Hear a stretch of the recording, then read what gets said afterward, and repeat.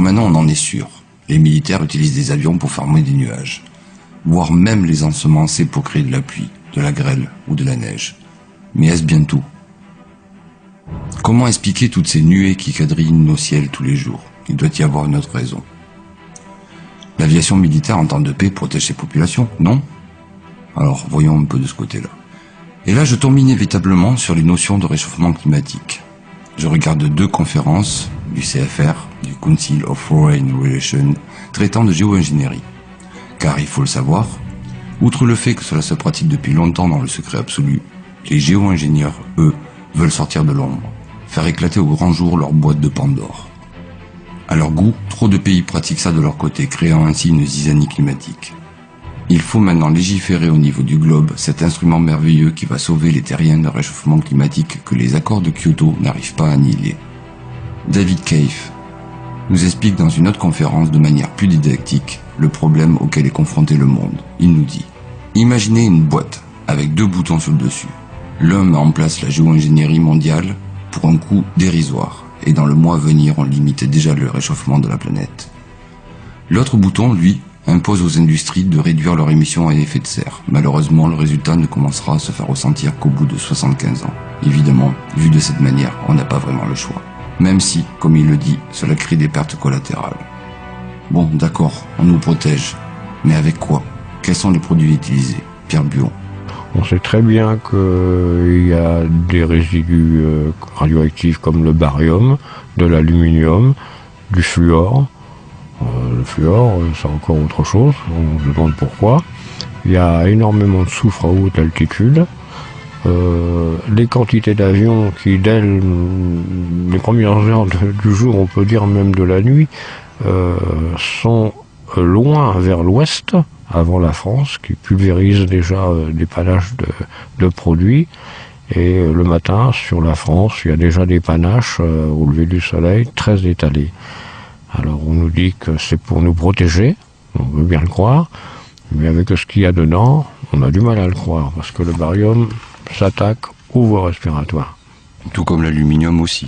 Oui, l'aluminium, c'est un problème de passage dans les intestins qui permettrait d'ouvrir la paroi des intestins, tous les oxydes, et passerait dans l'intestin et dans le sang, des choses qui ne devraient pas y être.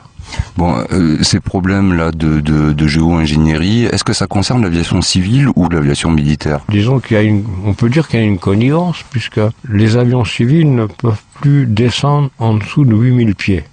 Et en dessous, il n'y a que les avions militaires. Ils ne transportent pas du matériel, ils projettent des produits, de différentes couleurs, qu'on peut voir scintiller au coucher de soleil, et des nuages qui n'ont plus du tout la nomenclature de nuages.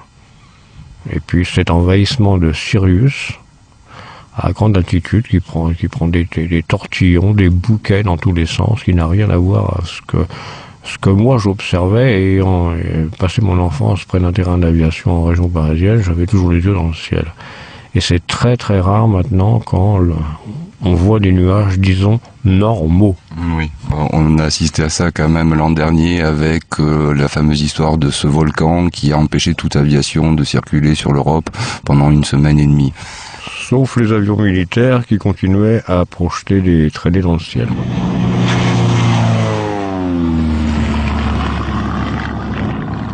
Les gouvernements nous pissent donc dessus et nous disent qu'il pleut. C'est un peu ça, non? En tout cas, je suis abasourdi par le nombre de produits dangereux contenus dans les épandages. On dirait des agents de texture de cigarettes. C'est vrai, pourquoi ne pas utiliser les airs après la terre et les eaux pour recycler nos déchets industriels? Décidément, rien ne m'étonne. Dans notre région, on se bat contre l'exploitation des gaz de schiste, pour les mêmes raisons. Car ne nous voilons pas la face, si ce type d'épandage est en cours, les eaux et les terres survolées sont amplement contaminées. On sait que l'aluminium est en partie responsable de l'Alzheimer. Le strontium, lui, crée des hémiplégies et autres joyeusetés. Et là, sous mes yeux, les chiffres sont effarants. Mercure, arsenic, calcium, fluor. La liste n'est malheureusement pas exhaustive. Mince. D'une lutte contre le réchauffement climatique, on se retrouve face à un problème écologique grave. Voire un problème de santé publique. Maintenant, je me rappelle de cette vague d'oiseaux morts en décembre. Ces mers et autres lacs dont les berges se couvraient de poissons Des quantités là aussi qui laissent songeur. Mais non, ce n'est pas possible. On ne peut pas détruire la nature là, sur un tour à l'âge, je t'en fume quand même. Dans les documents sur lesquels j'ai mis la main, un m'a particulièrement mis la puce à l'oreille. Des pompiers américains et canadiens se plaignaient de la violence actuelle des incendies de forêt. Leur analyse démontrait que des dépôts successifs d'aluminium sur les arbres faisaient d'eux des torches aux flammes de plusieurs dizaines de mètres, rendant l'action des soldats du feu dangereuse mais aussi inutile. Rappelez-vous les incendies en Russie, en Grèce, au Portugal, des feux qui ne s'arrêtèrent que par manque de combustible. Tout ça devient de plus en plus chaud. Il faut que j'en sache plus encore. Il doit bien exister un groupe de personnes qui œuvrent pour la connaissance des épandages. Je cherche, et effectivement je trouve. Une seule association en France. Je trouve le numéro, je le compose, ça sonne, on me répond. Bonjour Claire Henrion, vous êtes présidente de la CEPICA, vous voulez bien nous expliquer ce qu'est votre association ? Oui, alors la CEPICA, c'est les lettres pour association citoyenne pour le suivi, l'étude et l'information sur les programmes d'intervention climatique et atmosphérique. On s'est fondé en 2008. Je suis à l'origine de cette association depuis le 16 mai 2002.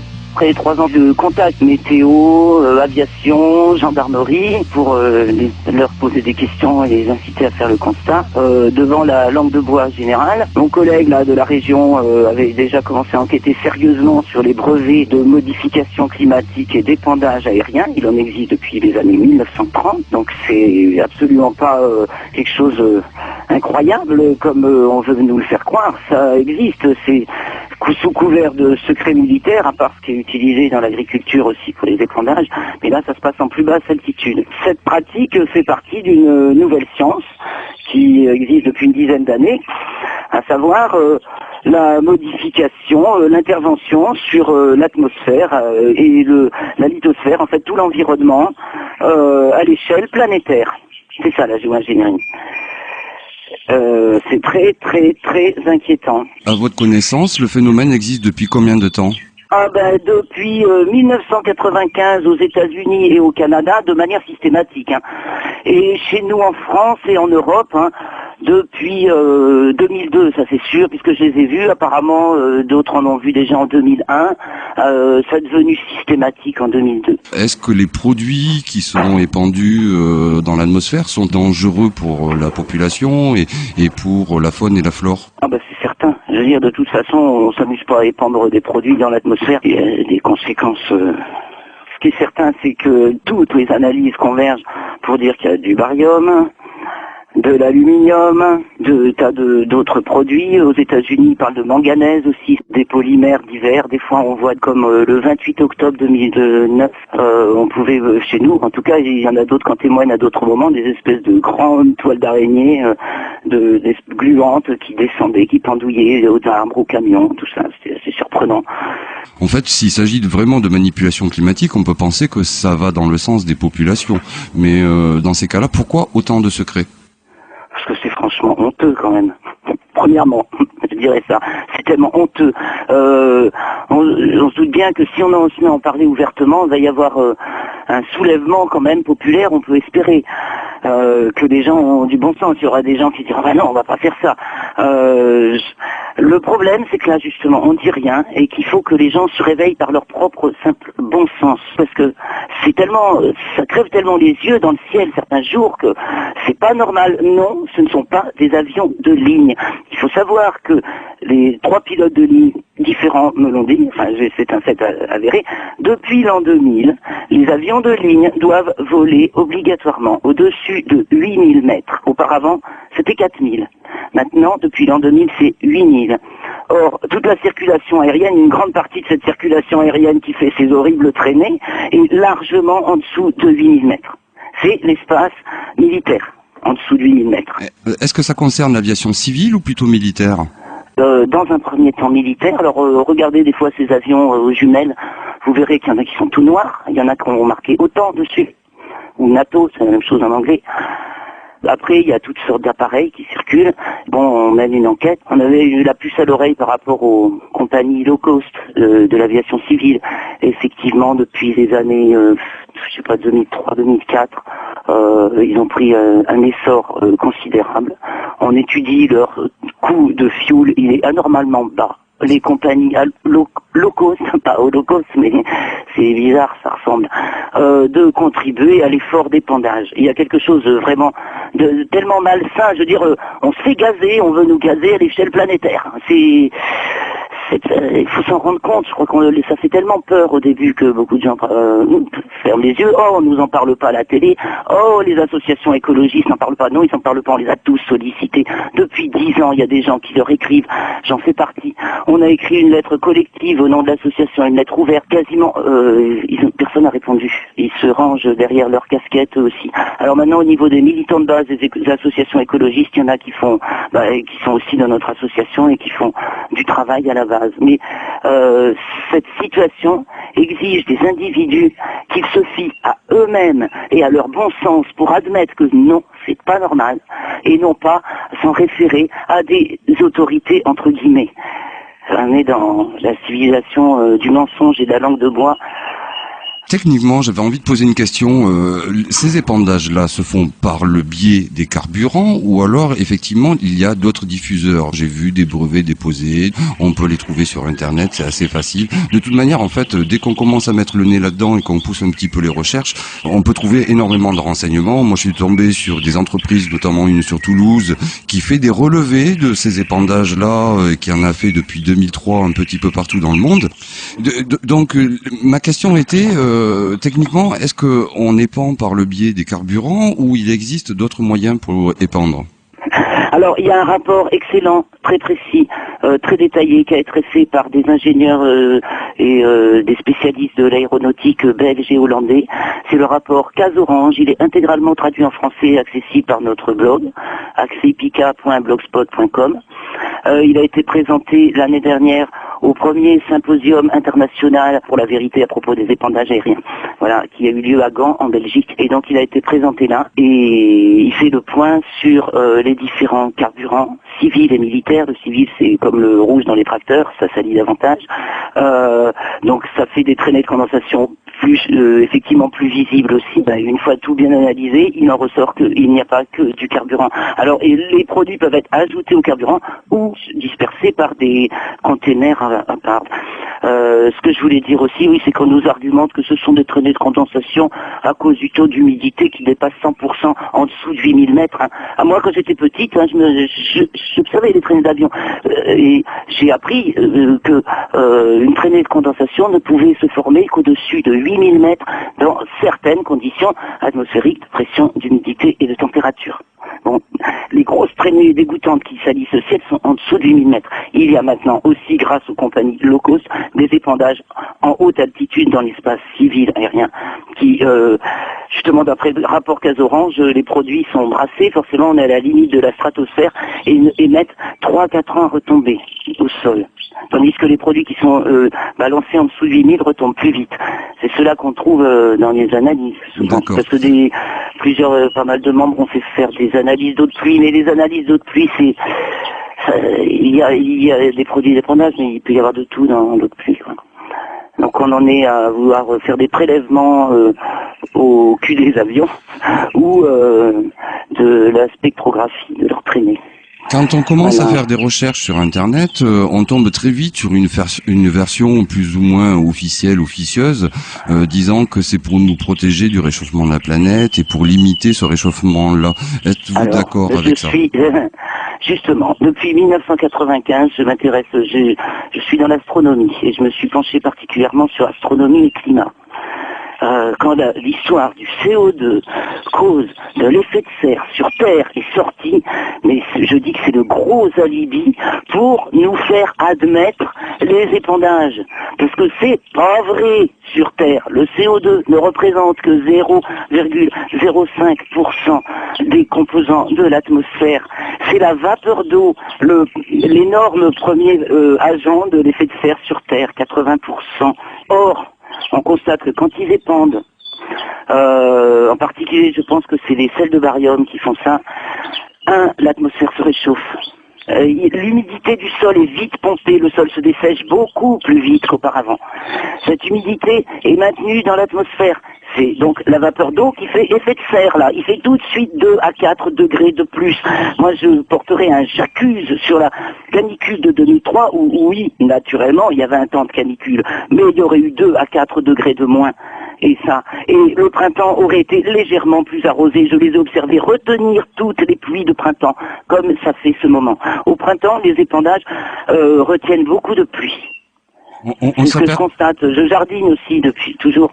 On constate de plus en plus qu'effectivement, à la télé et dans les médias, on parle de géo-ingénierie, on parle des pays comme la Chine, comme la Thaïlande et divers autres petits pays qui épandent pour créer de la pluie. Donc, en fait, effectivement, c'est une science qui commence à prendre place de manière officielle un petit peu partout sur la planète. En France, on n'en parle pas. Qu'est-ce que vous aimeriez faire savoir et comment vous aimeriez sensibiliser les gens sur ce problème? Mais à propos en France, on n'en parle pas, mais on nous le montre à la télé, dans les images de pub et tout ça. Vous regardez les présentateurs météo à la télé, derrière leur écran de ciel zébré de chemtrail. Faut qu'on s'habitue. Les mômes de 10 ans, ils n'ont jamais vu un ciel vraiment naturel. Enfin, il y a des jours où il fait beau et ils épandent pas. Mais je veux dire, ça s'intègre dans la normalité. C'est pervers, mais de chez pervers grave, quoi. Donc, moi, ce que j'appelle les gens, c'est tout ça. Ouvrir les yeux, faire appel à leur bon sens. Signer notre pétition, bien entendu, qui s'appelle Épandage aérien stop. On est sur mespétitions.com. On peut aussi y accéder par le blog. On en a déjà transmis une au président de la République, qui nous a répondu en nous renvoyant sur la DGAC, laquelle on a pu observer. Tous les services officiels auxquels on a pu s'adresser nous ont tous envoyé une lettre type langue de bois, qui est contredite par le bon sens, les données du rapport Casorange. Je veux dire, non, il n'y a pas d'humidité supérieure à 100% en dessous de 8000 mètres ni au-dessus. Tout ça, on nous raconte des bobards, et donc j'appelle les gens à faire attention, à distinguer quand on leur montre sur des images, même des cartes postales ou à la télé, des ciels zébrés. Ce ne sont pas des traînées de condensation. De simples traînées de condensation d'avions. Et pourquoi certains jours il y a 100 fois plus d'avions dans le ciel que d'autres? Il faut se renseigner auprès des aéroports. On a quelques membres qui ont enquêté là-dessus. Ils ont constaté que dans certains aéroports, il y avait des départs toutes les 5 minutes à certains créneaux horaires, départ et arrivée à certains créneaux horaires où il n'y avait rien au tableau de l'aéroport de départ et d'arrivée. Louche. Qu'est-ce que vous auriez envie de dire à nos auditeurs qui ne croient pas à votre propos? Ça peut rassurer, mais faire l'autruche, ça sert à rien. C'est laisser arriver le danger en toute catastrophe. Il y a rien à craindre dans ce combat. Il n'y a rien à craindre. Je veux dire, on défend notre vie, la vie de la planète. Il y a que les êtres de bon sens. Alors, nous sommes allés au colloque. Il y avait un colloque organisé par la Royal Society à Londres au mois de novembre sur la géo-ingénierie et la gouvernance des recherches en géo-ingénierie. Hein, est-ce qu'on laisse faire n'importe quoi par n'importe qui? Est-ce qu'il y a un contrôle des gouvernements? Donc, vous voyez que c'est bien quelque chose d'officiel, à part qu'en France, on n'en parle pas. Et on a pu rencontrer des acteurs de longue date de programmes de géo-ingénierie avec lesquels on a pu discuter. Leurs convictions flanchent un peu. Et on a plutôt constaté que déjà, ils ont l'air de moins y croire que quand ils ont lancé le truc il y a 10 et même plus d'années, 10 ans et même plus en fait, hein, aux États-Unis. Et on remercie un organisme comme la Royal Society de rendre cette chose publique et d'inviter tout le monde à apporter sa pierre à l'édifice pour savoir ce qu'il faut faire avec la géo-ingénierie. On a donc pu s'exprimer, apporter une contribution, et j'ai vu dans un dernier rapport quand même les options sont assez mitigées. Je veux dire, on se rend bien compte à un certain haut niveau que c'est quand même pas sage, mais je pense que tous les gouvernants sont achetés pour être muselés. à coup de menaces climatiques. Pour finir, une dernière question qui me tient à cœur. Effectivement, donc dans nos sols, on retrouve de plus en plus d'aluminium et autres métaux lourds. On sait d'un autre côté que le pH de la terre devient neutre. On sait de notre côté que les OGM et les graines F1, elles, sont parées à ce changement-là. Oui. Est-ce qu'on peut penser que Monsanto et tous ces grands organismes mondiaux sont plus ou moins impliqués là-dedans? Ils sont de mèche, oui. Bah oui, si on fait des gènes résistants à l'aluminium, c'est qu'on balance tellement d'aluminium. C'est vachement intéressant. Merci beaucoup, Claire. Merci beaucoup à vous.